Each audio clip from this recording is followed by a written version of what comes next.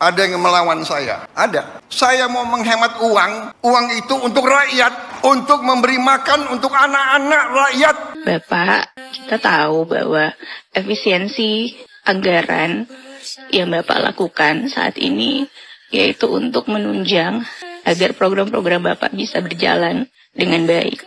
Seperti makan gratis untuk anak-anak.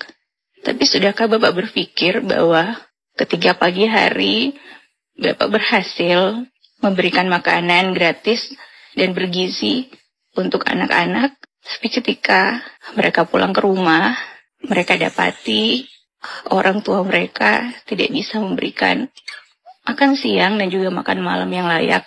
Karena ternyata orang tua mereka harus di PHK, harus dirumahkan karena efisiensi yang telah Bapak lakukan.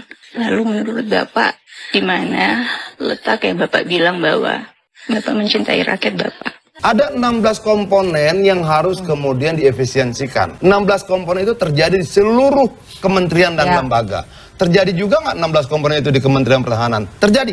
Terjadi juga nggak 16 komponen itu di kepolisian? Terjadi. Di DPR terjadi nggak? Terjadi. Kenapa nggak dipotong? Kenapa di sini harus berhemat, di sini boleh tidak berhemat? Rakyat butuh jawaban itu. Kenapa? Biar fair.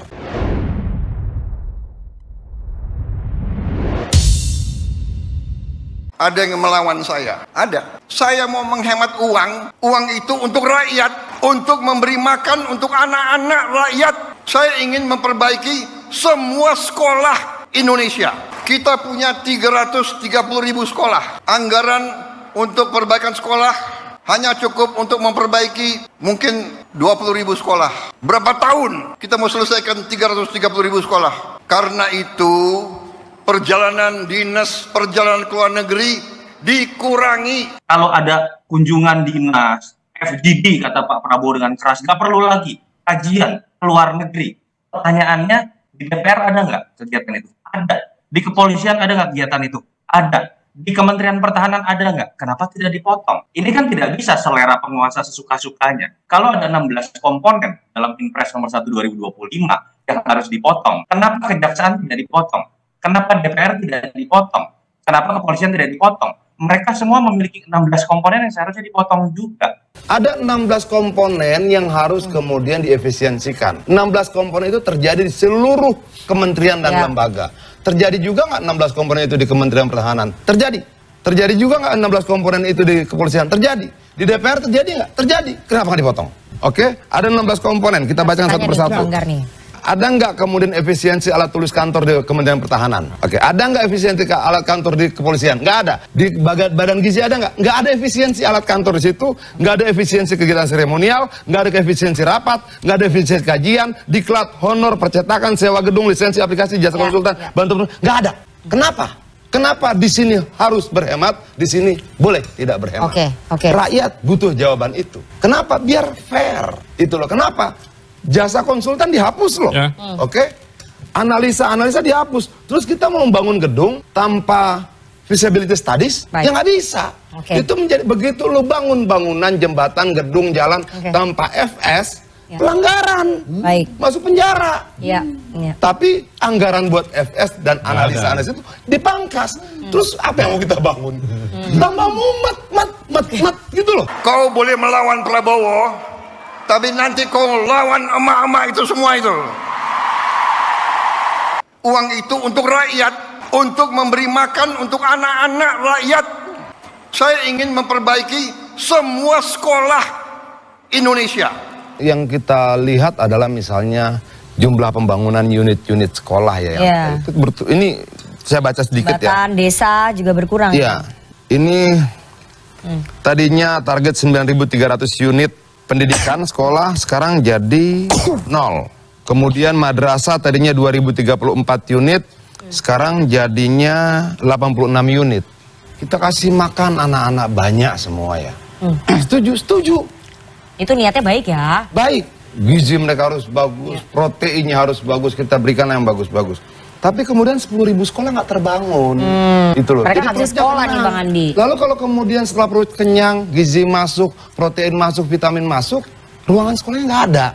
Bingung. Itu kan bingung lagi gitu loh. Nah, bisa nggak kemudian kita membuat program makannya jalan, sekolahnya ada, gitu loh. Jangan cuma sehat doang, tapi tidak diisi. Sejalan lah ya. Ini jelas loh angkanya. Dari 9.300 unit sekolah dan madrasah 2.003 unit, 34, ini hilang. Sekolahnya hilang, nol. Itu data dari mana Bang Dian? Ini paparan Kementerian PU kemarin rapat bersama dengan Komisi 5. Nggak ada sekolah yang dibangun dalam 1 tahun ini. Madrasah itu dari 2034 jadi 86. Jauh banget. Memang betul, kenyang semua, makan semua, sekolahnya nggak ada gitu loh. Nah ini kan jadi akhirnya kontradiktif. Yang Prabowo menyatakan secara eksplisit bahwa ada penolakan. Pertanyaannya adalah apakah kemudian penolakan ini harus digeneralisasi sebagai bentuk pembangkangan, atau seharusnya pemerintah juga melakukan refleksi diri. Jelas loh, Wamen PU mengatakan bahwa pemotongan anggaran akan berimplikasi pada pembangunan irigasi. Ketika berbicara mengenai pendidikan dasar dan menengah, ada pemotongan anggaran. Ternyata sampai kemudian berpengaruh pada 9.000 sekolah yang harusnya dibangun. Ketika ingin membuat perut anak-anak kenyang, apakah kemudian kualitas sekolah atau kemudian hak bersekolah di tahun 2025 karena ada pembangunan yang dihentikan terkait dengan sekolah SMP, SMA, dan lain-lain, itu kemudian merasa adil buat masyarakat. MBG, makan bergizi gratis. Target ambisius 400 triliun. Sekarang ingin dicoba 171 triliun dari 71 triliun. Buat saya yang bisa membiayai anak saya makan siang untuk sekolahnya, buat saya tidak adil. Kalau ada anggaran dari pendidikan yang diambil, yang harusnya itu jatah orang-orang penyapu jalanan, petani, dan lain-lain, untuk memberikan anak saya makan 10.000 perak. Yang saya tidak bisa berikan makannya. Artinya kan di situ mungkin harus ada evaluasi. MBG tidak perlu dipaksa ke semua siswa, apalagi kalau harus mengorbankan anggaran di sektor lain yang mendasar. Ini bukan masalah mencerna ya.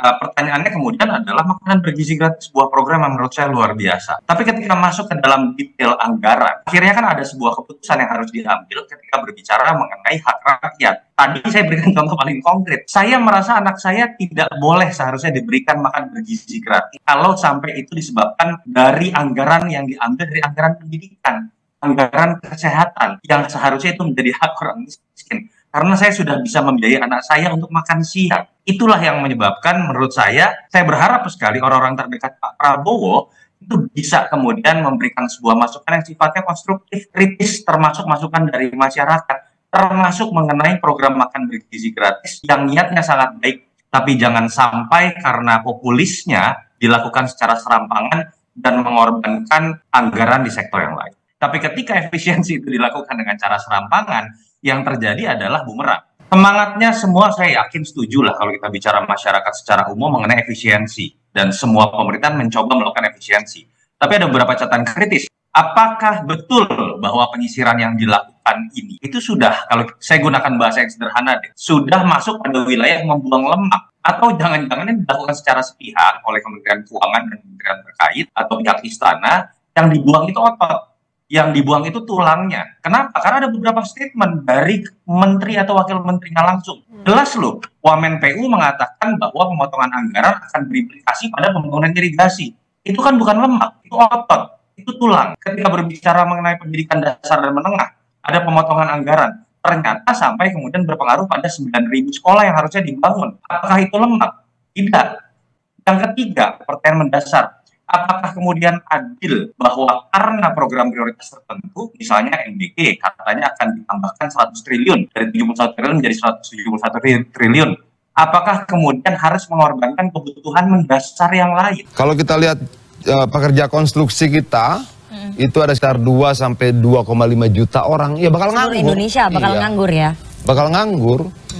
Kemudian kita harus membangun ketahanan pangan, tapi pembangunan irigasi cuma 450 hektar karena dipotong anggarannya. Rehabilitasi saluran irigasi cuma 16.000 hektar. Sementara total sawah kita 7,3 juta hektar. Artinya akan ada 6 juta sekian yang irigasinya tidak tersentuh, tidak diperbaiki, tidak direnovasi, dan sebagainya. Itu akan berdampak nggak sama ketahanan pangan? Pasti berdampak. Lalu yang kita sebut dengan ketahanan pangan itu bagaimana? Kita belum berbicara tambahan lahan 2 juta ya. Itu baru yang ada sekarang, yang ada existing sekarang itu. Jadi ya bingung, ini masuk akal nggak tahu itu, karena alat ukur masuk akalnya itu gimana. Itu loh. Kalau kemudian kita bilang bahwa kemudian APBN itu memang untuk mendorong pertumbuhan ekonomi, untuk apa? Untuk mendorong infrastruktur, untuk membuka lapangan pekerjaan dan sebagainya. Pemotongan ini justru memangkas lapangan pekerjaan. Jadi kontradiktif ya Bang ya? Kita bisa lihat misalnya RRI, Ya. katanya sudah TVRI juga. TVRI karyawannya sudah mau dirumahkan dan itu banyak banget gitu loh. Lalu kita bicara lagi misalnya tentang pelayanan publik. 5 hari kerja aja rumitnya minta ampun. Apalagi cuma 3 hari gitu loh. Yang hari-hari kerja aja sulit ketemu, apalagi cuma 3 hari. Banyak sekali, dampaknya tuh luas banget. Assalamualaikum warahmatullahi wabarakatuh. Berjumpa lagi bersama saya di Mas TV Channel. Barusan tadi kita saksikan ya sebuah video pidato dari Presiden Prabowo, di mana dalam video tersebut Pak Prabowo mengatakan bahwa kebijakannya soal pemotongan anggaran ini karena ingin melakukan efisiensi ya, agar bisa ya memenuhi kebutuhan dana untuk melakukan program makan bergizi gratis ya. Dalam video tersebut Pak Prabowo beralasan bahwa semua yang dia lakukan ini hanya semata-mata untuk memberi makan anak-anak Indonesia. Tetapi hal tersebut sempat dikritisi oleh Bung Adian Apitupulu yang mengatakan bahwa ya memang niat dari Pak Prabowo ini untuk memberikan makan bergizi gratis ini memang niat baik, niat yang sangat bagus, dan kita semua memang harus mendukungnya. Tetapi di saat keadaan ekonomi Indonesia sedang melemah seperti ini ya harus bisa dikaji lebih mendalam lagi lah. Apalagi jika sampai memotong berbagai macam anggaran ya, yang bisa memberikan efek kepada masyarakat Indonesia, terutama kepada TVRI dan juga RRI. Di dalam sebuah berita dikatakan bahwa mereka sudah melakukan beberapa PHK kepada karyawannya, ada juga yang dirumahkan. Ini kan sangat paradoks sekali ya. Hal tersebut juga ditegaskan oleh sebuah video yang sedang viral beberapa waktu yang lalu, di mana ada penyiar radio RRI, seorang wanita yang mencurahkan keresahan dan juga tanggapannya mengenai efisiensi anggaran yang dilakukan oleh Pak Prabowo ya. Di mana dalam video tersebut wanita tersebut mengatakan ya memang kita semua tahu niat baik Pak Presiden untuk memberikan anak-anak Indonesia makanan yang bergizi itu sangatlah baik. Tetapi di sisi lain, karena adanya efisiensi ini, ada banyak orang tua dari anak-anak tersebut yang akhirnya menganggur, tidak bekerja karena perusahaannya harus mengefisiensikan juga, dan akibatnya berdampak kepada PHK, karyawan yang dirumahkan. Ini kan dalam hal sederhananya anak-anaknya diberi makan pada pagi hari, tetapi siang dan sore dan juga malam harinya tidak bisa jajan, tidak bisa makan karena orang tuanya tidak lagi bekerja, terkena PHK, terkena pemecatan, terkena imbas karyawan yang dirumahkan. Semua ini ya harus dipikirkan secara matang-matang. Memang niatnya baik, tetapi harus juga dieksekusi dengan cara-cara yang baik. Kalau hanya niat saja ya tidak cukup. Kalau seandainya makanan bergizi itu dipenuhi pada pagi hari, siang hari dan sore harinya pun harus dipenuhi juga. Dan itu adalah tugas orang tua. Bagaimana orang tua ingin memenuhi kebutuhan anak-anaknya jika mereka tidak bekerja, jika mereka dipecat? Ini kan permasalahan yang cukup kompleks ya. Jadi ya menurut saya sebaiknya kebijakan Pak Prabowo ini dikaji ulang lagi agar kedepannya bisa menghasilkan kebijakan yang lebih adil untuk rakyat Indonesia, dan juga dipikirkan caranya agar program MBG ini berjalan tetapi orang tua di rumah juga tetap bekerja, sehingga dalam 24 jam anak-anak itu gizi dan nutrisinya terpenuhi, tidak hanya di pagi hari. Dan bagaimana menurut pendapat kalian soal efisiensi anggaran yang dilakukan oleh Pak Prabowo ini? Silakan tulis komentar kalian di kolom komentar. Wassalamualaikum warahmatullahi wabarakatuh.